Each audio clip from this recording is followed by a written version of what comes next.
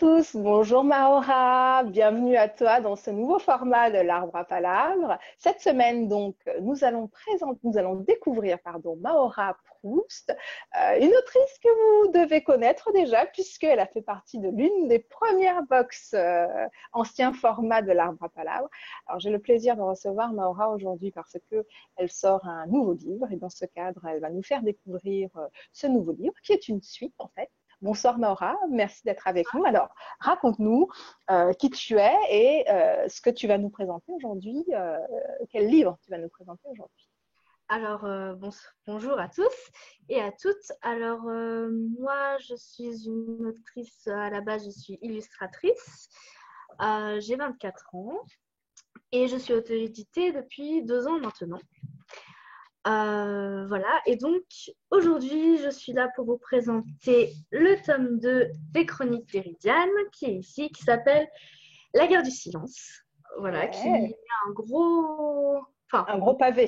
voilà. Par rapport au 1, Voilà, par rapport au 1, voilà, il a quadruplé de volume. oh Voilà, punaise. voilà, c'est ça que Et j'ai. donc, qu'est-ce qu'on va y découvrir dans ce tome 2? Quel est l'univers où tu nous emmènes au travers des Chroniques d'Éridiane, tome 1 et maintenant tome 2? Alors, dans le tome 2, on retrouve le personnage principal du tome 1, donc Alissa, après 2 ans. Donc, il y a une ellipse de 2 ans. Et elle va être convoquée pour un événement au Pays Noir. Donc, elle retourne au Pays Noir, elle va retrouver ses amis, etc. Et donc là, on va suivre ses aventures qui ne vont pas se passer exactement comme elle l'avait prévu au début. Bah oui, sinon ce serait trop simple. Voilà, c'est beaucoup moins gros. Ah, super, ravie de découvrir. Donc, on est sur de la fantaisie, hein, bien Oui, sûr. c'est de la fantaisie toujours. Ouais. C'est de la fantaisie, toujours. Très bien. Et donc, si on devait gratter un petit peu sous cette petite couche, euh, quel auteur, que dirais-tu de l'auteur qui se cache derrière ce livre, Chroniques d'Éridiane? Alors, je dirais que c'est un auteur qui essaye toujours de montrer ce qu'il peut y avoir de positif dans les choses à travers ses personnages. Dans le tome 2, dans le tome 1, il y avait beaucoup d'événements qui se passaient, mais on en ressortait toujours un peu, enfin, c'était très très léger, quoi. Mhm. C'était plus sur le format du conte, etc. Là, il va y avoir des choses qui se passent et ça va remettre en question beaucoup de choses, notamment au niveau de la positive attitude du personnage principal. Et donc là, vraiment, l'enjeu pour moi, en écrivant, c'était de montrer que même si on est au plus bas, il y a toujours moyen de retrouver de l'espoir, retrouver, voilà, il y a Du toujours positif. une raison de se battre, une raison de Ouais. continuer. Ouais, super, il est beau le message, il est beau ce message. Et donc, j'imagine que ce message, c'est l'une de tes philosophies de vie. Oui, oui, Ouais. oui. Ouais. Et donc, pour enchaîner, l'enchaînement parfait, on dirait, on, on dirait que il y a quelle personne se cache derrière l'auteur. Bah, du coup, j'essaie d'être positive le plus possible. Euh, je suis assez, comment dire, assez timide, assez effacée au premier abord. Donc, ça peut être assez compliqué voilà, de parler avec moi de temps en temps parce que Mhm. je peux sembler un peu renfermée sur moi-même.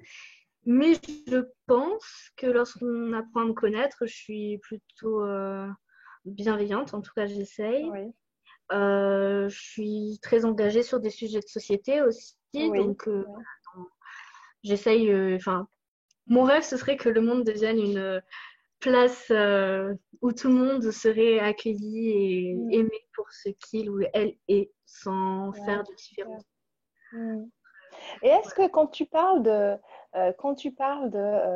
je peux sembler comme ça sur la réserve à prime abord, est-ce que l'écriture du coup te permet de dépasser cette timidité-là de façade?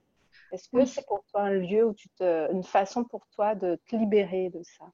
Ah oui, oui, bah, tout à fait, parce que je peux écrire ce que je veux, je sais que je ne serai pas jugée comme si je parlais comme ça aux gens, quoi. Là, c'est vraiment un endroit où je peux vraiment écrire ce que je veux, ce que je Mhm. pense, juste montrer ce que je ressens au plus profond de moi. Donc ouais, c'est pas mal. Ouais, c'est un endroit qui me permet de parler. Ouais, d'accord. Et comment dire, cet univers fantastique, il vient d'où? Tu l'as construit comment, cet univers? Ça te vient d'où? Cette envie d'écrire du fantastique? Alors, je pense que c'est beaucoup à cause enfin, grâce aux lectures que j'ai faites quand j'étais jeune, Ouais, parce que c'était pratiquement que de la fantaisie. d'accord. Donc, c'est vrai que l'univers dans lequel j'ai grandi, c'était ça. Ouais, Donc, de manière un peu naturelle, ouais, quand il a ouais. fallu écrire, Ouais, c'est j'ai. devenu, ouais, ouais. Tu t'es aussitôt orienté vers ce genre-là. Ouais. Hmm. Si tu étais une gourmandise, tu serais. Je serais une gourmandise fourrée. Alors, je ne sais pas laquelle, mais voilà. Si tu étais un personnage Harry Potter. Alors, je pense que je serais Hermione Granger. Bien sûr, of course. Pourquoi je pose la question? Ça semble voilà, un bon. Si tu étais un héros de BD. Alors, je vais plutôt me diriger vers les mangas pour le coup. Je serais Toru dans Fruit Basket. Car il y avait une autre histoire qui se faufilait au gré du vent, avait rapporté les émissaires. On racontait qu'un beau matin, un oiseau majestueux, aux plumes couleur feu, avait tapé à la fenêtre du palais impérial. À sa patte était attachée une longue lettre, signée de la main du roi du Pays Noir. Celui-ci se présentait et demandait s'il était possible que les deux dirigeants se rencontrent pour pouvoir discuter de nouveaux traités et rouvrir officiellement les frontières. Voilà.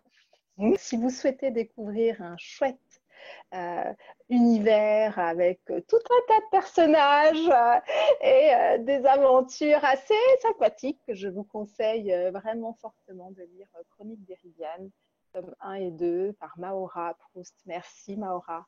Merci à toi.